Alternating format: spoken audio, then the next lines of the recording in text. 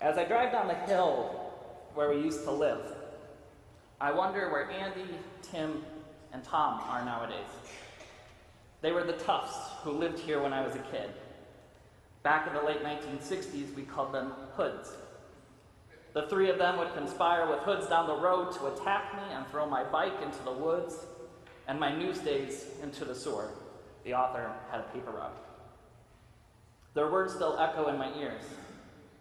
Take that, you hippie Jew, and you'll excuse me, but the homophobic slur that ends their insults tastes so bad in my mouth that I can't even begin to speak it.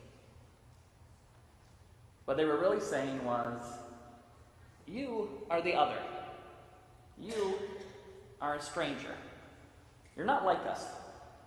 We like sports and fast cars. You like music and theater and poetry. I would venture to guess that there are a few of us in this room for whom the words of Rabbi Jeffrey Salkin's recounting of his childhood in suburban America hits pretty close to home. After all, it's built into the fabric of who we're supposed to be, as boys, as girls, as men, as women, as expected and assigned gender roles in America as long as there has been an America. And of course, our country is not alone in this mentality, for sure. Some cultures are better than others, but the charged current of who belongs and who doesn't, who's in and who's out, who's real and who's not, reaches every corner of our world. What does it mean to be a man, a real man? Well, when I was growing up, there was no ambiguity, no doubt about that question. It meant you had to be tough. That you weren't supposed to cry, even if you were really, really hurt. It meant that you better have a favorite football team, and you better know at least 3 players from that team. It meant that you better throw a baseball with accuracy and power. That you wear jeans and t-shirts. A sweatshirt if it's cold, but never a sweater and never a coat. Maybe some gloves, but never, ever mittens.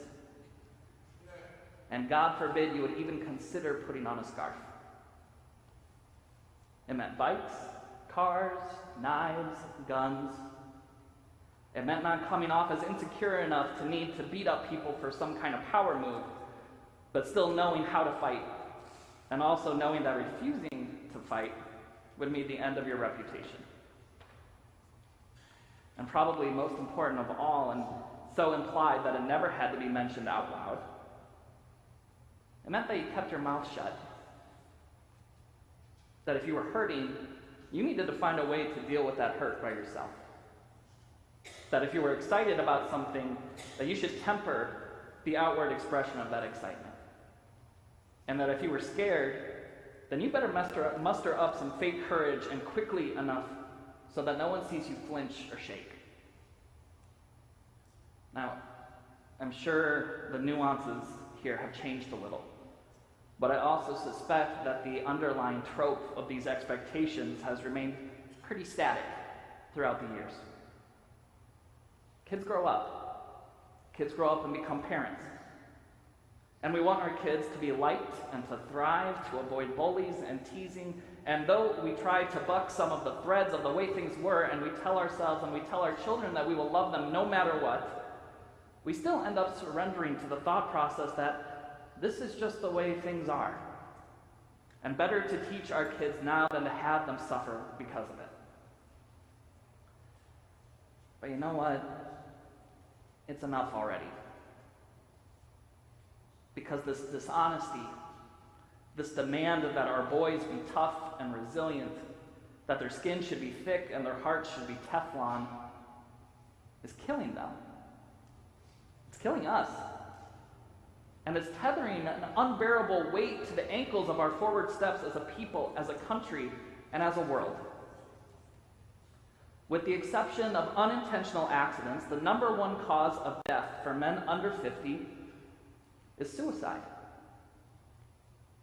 Of homicides and violent crimes committed in our country and around the world, over 90% of them are committed by men. This is what makes us tough. This is grit? This is strength? And we as Jews are just as guilty of propagating the system as anyone else. Ask an Israeli what their favorite Israeli soccer team is, and they will invariably give you a name that begins with Maccabi or Beitar. Teams that highlight defiant warriors of Jewish rebellions as the paragons of Jewishness. Look into the essays and speeches of the founders of Zionism, and you will see a pejorative rejection of the synagogue and the Beit Midrash, of Torah study and prayer, and a call for what Max Nordau termed the Muskeljuden, the muscle Jews whose skin is tanned from the sun, whose muscles are big and strong for manual labor and military defense, Jews who put down books and picked up guns and shovels. And to be clear, there is beauty and goodness that comes from a return to the soil, to being part of work and nature, and yes, being able to defend ourselves when we need to. But we have either neglected or forgotten another central narrative of our tradition, of our peoplehood, one that rejects destructive masculinity for a radical creative masculinity. A foundation of who we are as Jews that, as the rest of the ancient Near East, developed creation stories of violence, where the earth is formed through the battles of gods, land formed through crushed skulls, and oceans formed from conquered blood. The Israelite creation story of Bereshit paints the picture of a world created through speech, through words, through talking. It's no coincidence that our most encompassing bracha that we say over so many types of food and water is Sheh HaKol. Baruch atah Hashem Elokeinu melech haolam she'hakol nihiyeh bidbaro. Blessed are you, our God, Master of the universe, who spoke and the world came into being. And rather than using death for creation, our Torah tells us that from the earth God created humans and breathed into Adam the breath of life to give neshama, to give soul, to give spirit, to give created form, goodness, to a world of possibility. And from our parasha this morning, we learn that the final straw, the tipping point for Moshe Rabbeinu's downfall of leadership that prevents him from entering the promised land, the decision that causes his premature death, is his refusal to use his words to bring forth water for his people. To bring us back, Miriam has just passed away, and the children of Israel are grieving her loss, but they're also saying to Moshe Rabbeinu, we need water. We need to be able to survive. And God says to Moses, speak to this rock. And once you speak to this rock, then the water will usher forth. But through the kvetching, through the grief that the Israelites are feeling, Moshe Rabbeinu, Moses, our great rabbi, our great teacher, gets so frustrated, so angry, that he takes the staff and he strikes the rock. It's an incredible and unforgettable image. One that fits perfectly with the creation of the world from its inception. You want life? Speak. Words create worlds. And if we don't, if we refuse, if we keep those words inside of us, bottled up and restrained, then they destroy us. They keep us on the other side of the Jordan, looking from the mountaintops of what could be, what should be, but leaving that promise out of reach. So it's time. It's time for us to work on how we raise our Jewish boys.